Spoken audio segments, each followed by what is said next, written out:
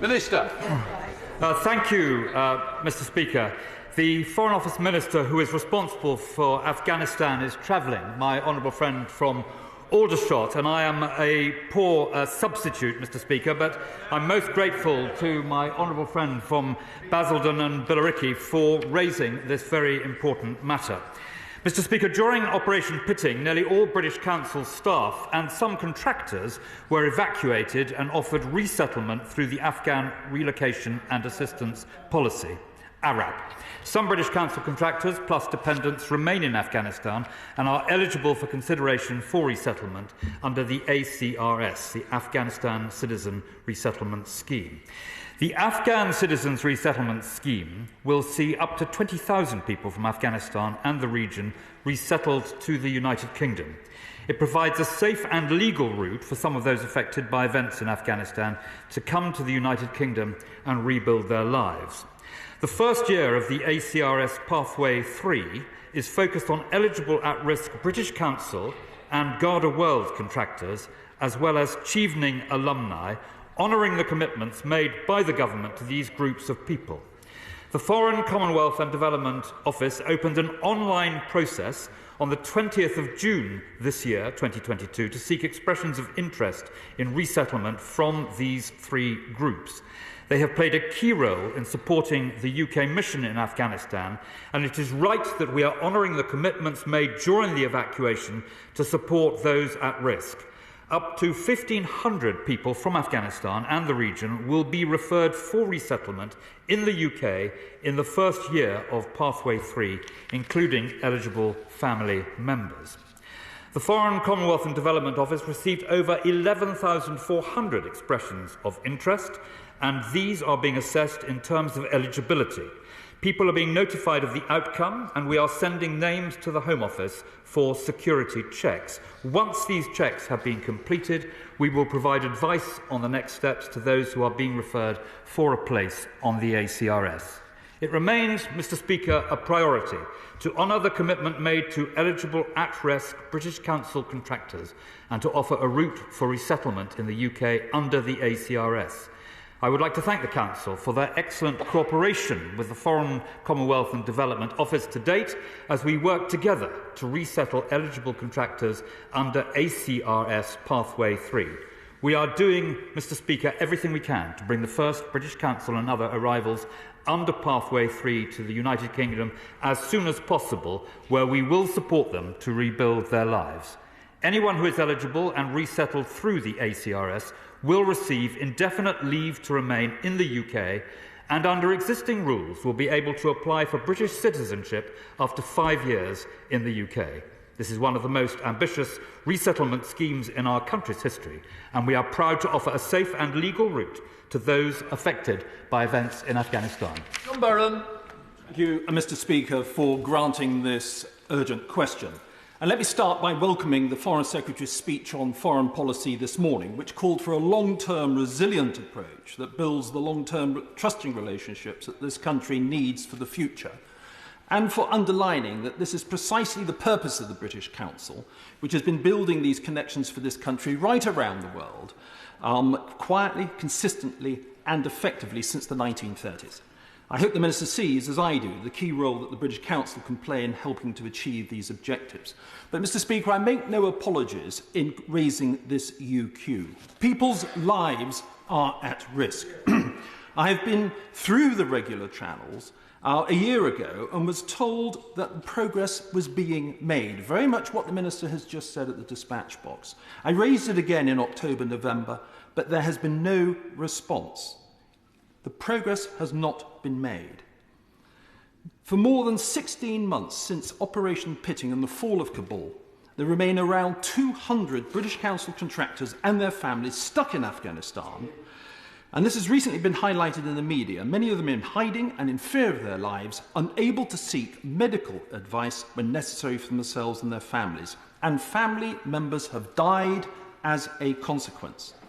British Council contractors are eligible, as the Minister has said, under the ACRS Pathway 3 scheme.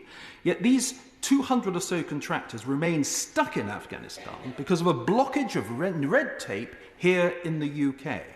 Now, until this blockage is cleared, they will remain in danger, possibly for a second Afghan winter. Now, since its launch in January, the scheme, the ACRS scheme, has not repatriated a single person out of Afghanistan.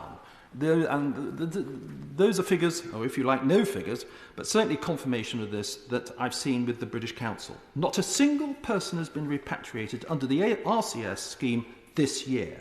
In July and August, an application window closed for the contractors to submit expressions of interest. British Council employees worked at pace with the FCDO to identify those that had actually worked with them, and yet still there has been no progress whatsoever. Having used all the regular channels, will the Minister now do all what he can before Christmas to clear these blockages and get these contractors back to the UK? Minister. Well, I thank my honourable friend for what he has said, and he eloquently extols the brilliance of the British Council, Mr. Speaker.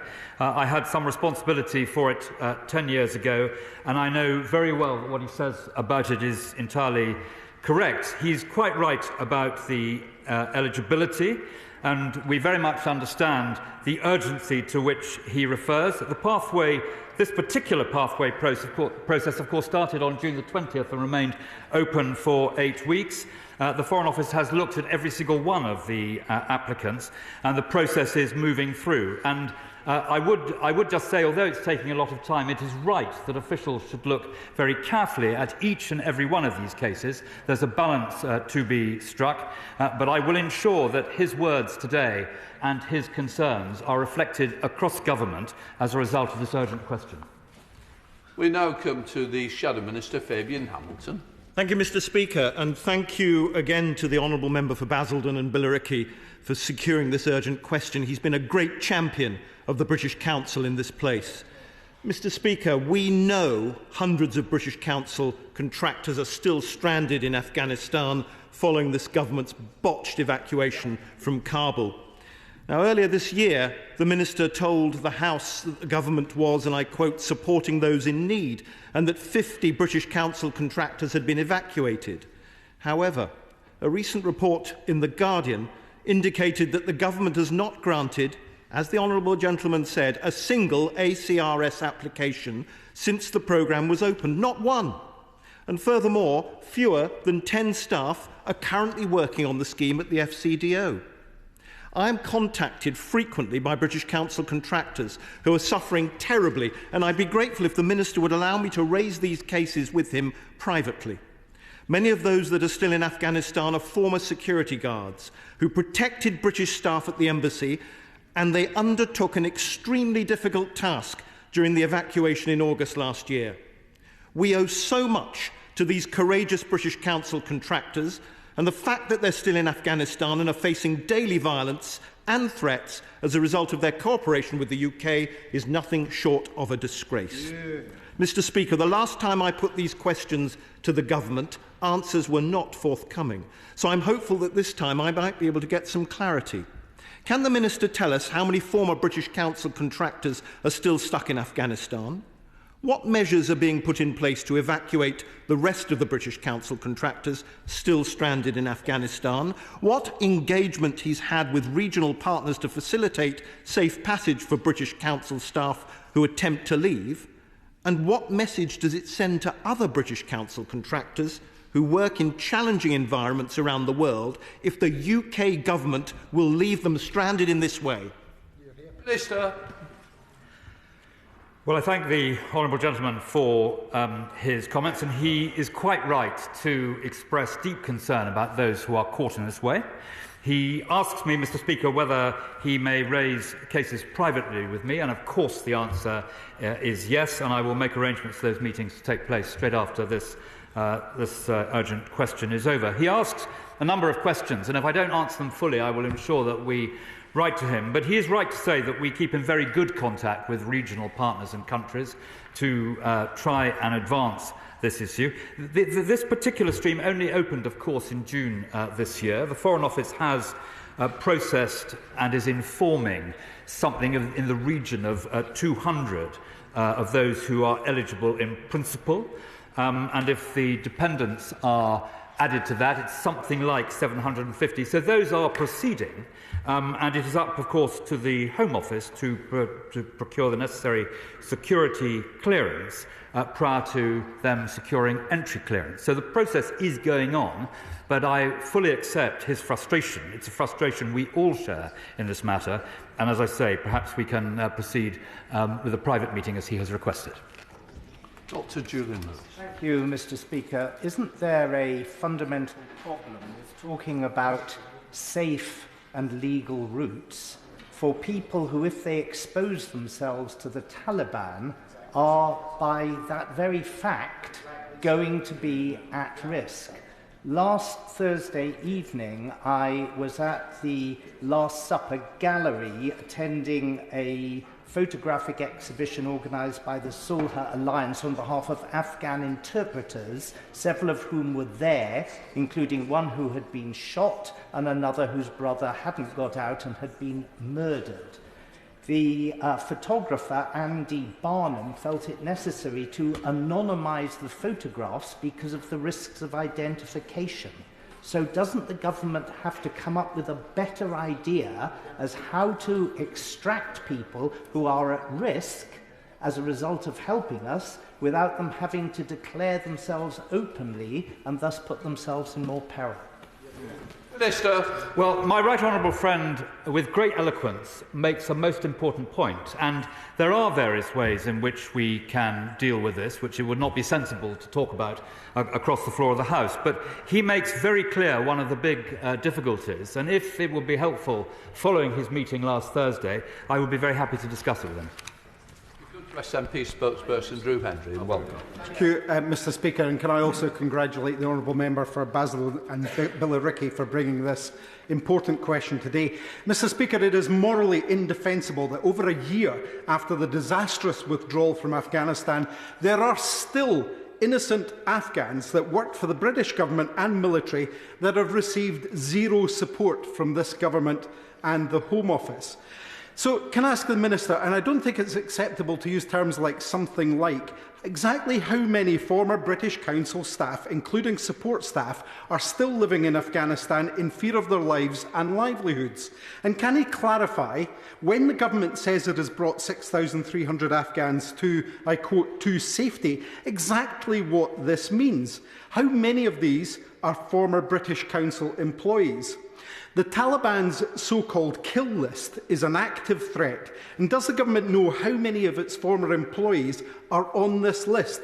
And finally, it is appropriate that 540 staff are working on Ukraine schemes, but if the government is taking this as seriously as it's supposed to, why is our figure showing there are a maximum of 8 people working on Afghan schemes? Minister.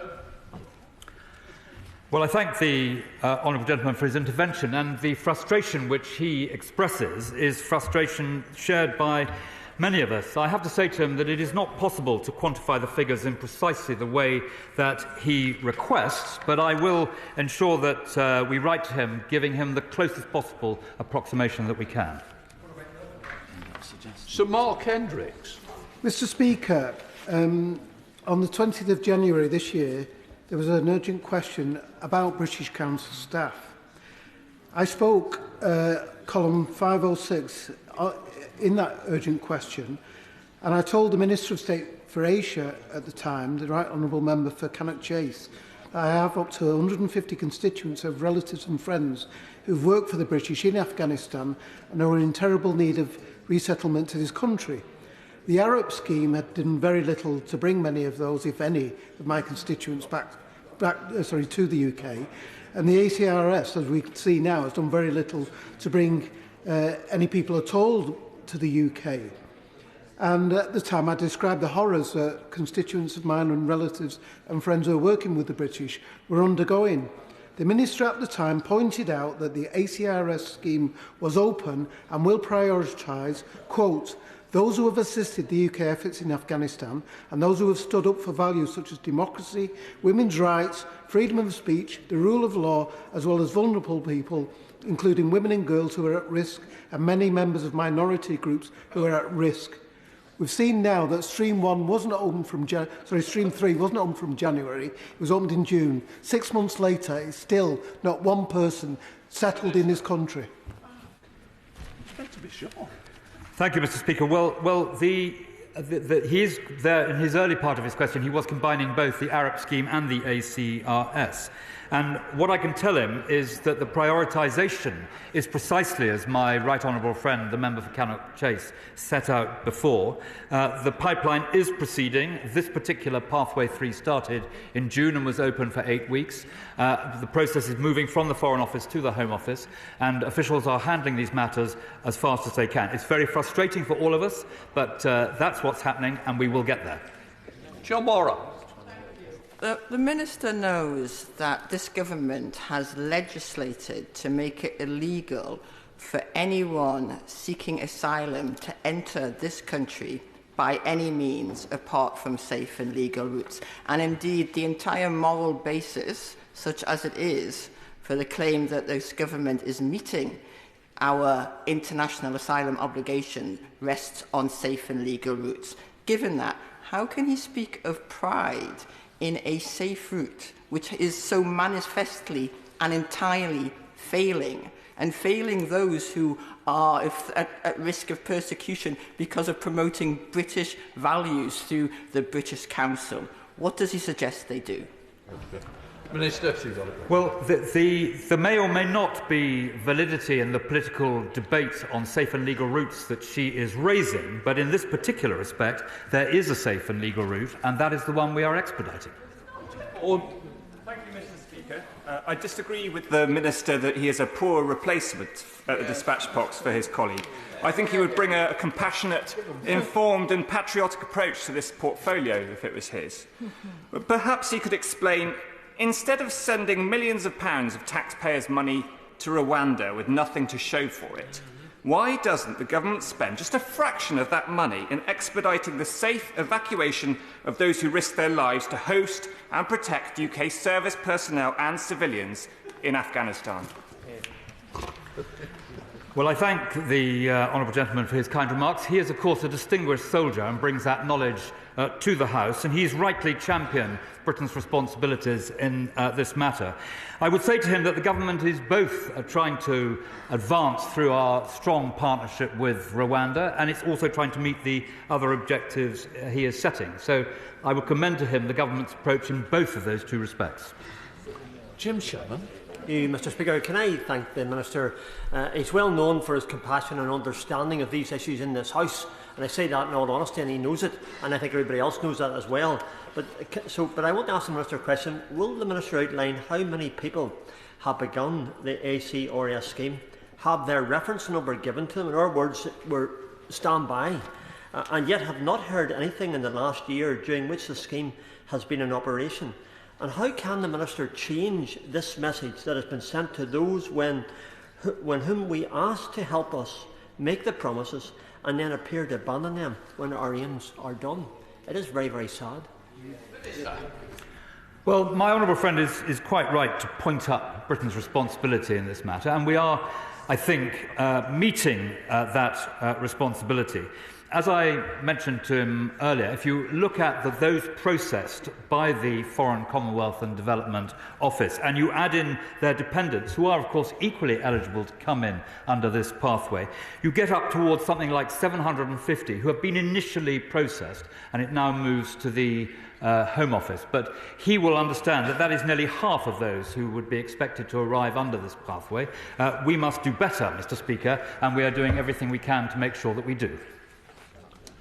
Right, that completes the urgent question. We now